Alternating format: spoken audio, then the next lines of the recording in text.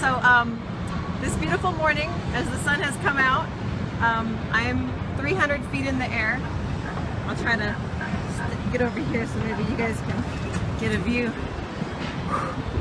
So we are currently 300 feet up in the air on top of a crane overlooking the White House and overlooking the capital city of the United States, which this weekend hosted one of the most amazing marches, one of the most amazing gatherings of people pledging to resist and to defy the current new administration. I and a group of these activists were able to attend the inauguration, which seemed so empty. But the protests outside were amazing. They shut down at least half of the entrances.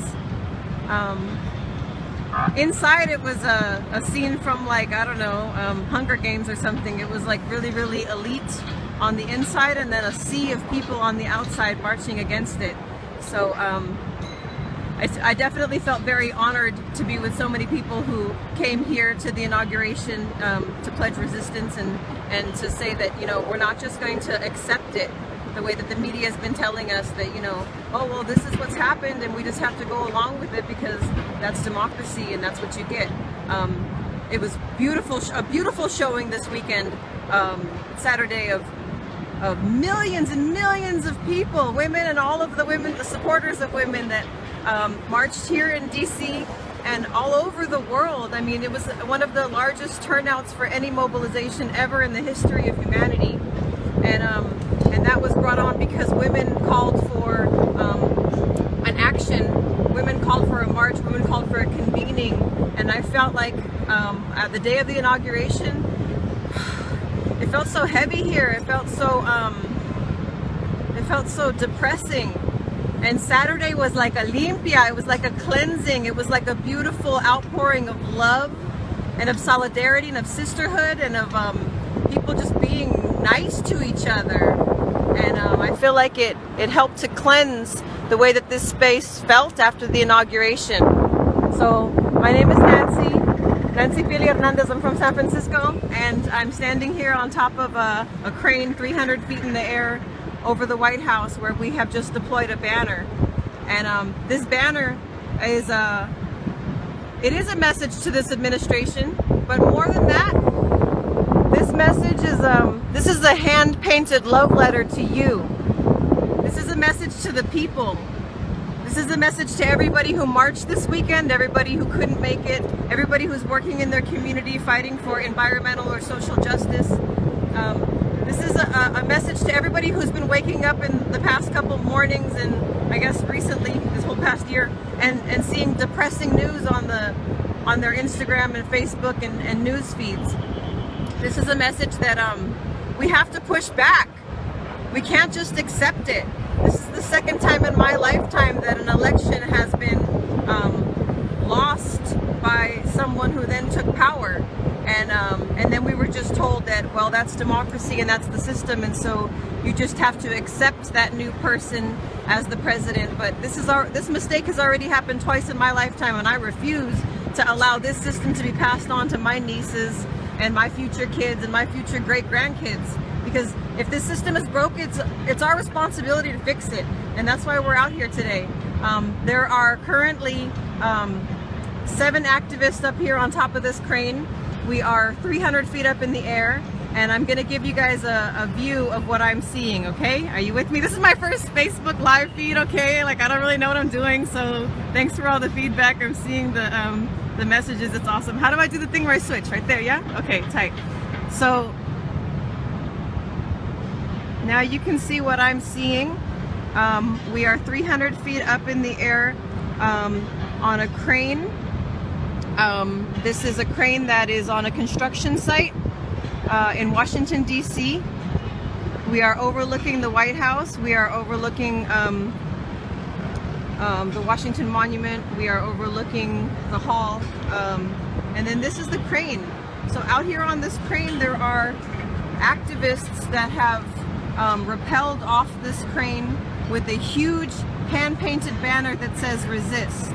And I don't know what you guys can see, because I'm sure you guys have a better view of it if you're watching the news or seeing what's going on, but I think that you could probably see in the view of the White House. So we are above the White House in Washington, D.C., 300 feet up in the air on this crane. We've been getting high fives and thumbs ups from the other crane operators over there, so shout out to the guy driving that crane.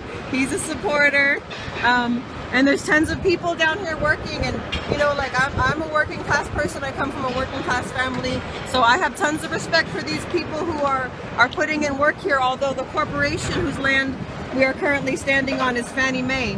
And so this crane is being used by Fannie Mae, which is a corporation that I have in my lifetime seen attempt to evict my community, an attempt to evict the communities across this country that you know, are deeply rooted in the places where they live at. But this company and lots of other companies are choosing to foreclose on people because there's this idea that that profits are more important than people.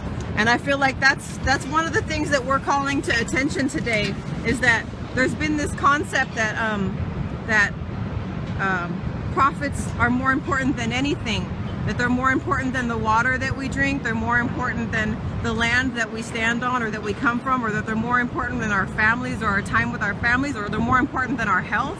And so we see that this administration in the past couple of days has been holding true to what they've been saying, that they believe that by any means necessary they're willing to look out for their shareholders, and they're willing to look out for their profits. And so it was scary climbing up here. I'm still scared right now, but you know what? I feel like we have to pledge by any means necessary to defend our communities from deportations. We have to defend our communities from poisoned and contaminated drinking water. We have to protect our communities from having our land taken by companies so that they can put fossil fuel pipelines through it. We have to protect our communities from schools that don't serve our people. We have to protect ourselves from corporations that would choose to destroy the water that we drink and the air that we breathe so that they can make a profit in this lifetime. Because those of us up here on this crane, we know that, like, our lives are important, our families are important, our children, our great-grandchildren are important, and we have to drive this country in a way that we are looking out for the future interests of the young people that are coming after us. And it's not just about the profit that can be made today. It's about who we are as a race, as a human race, who we are as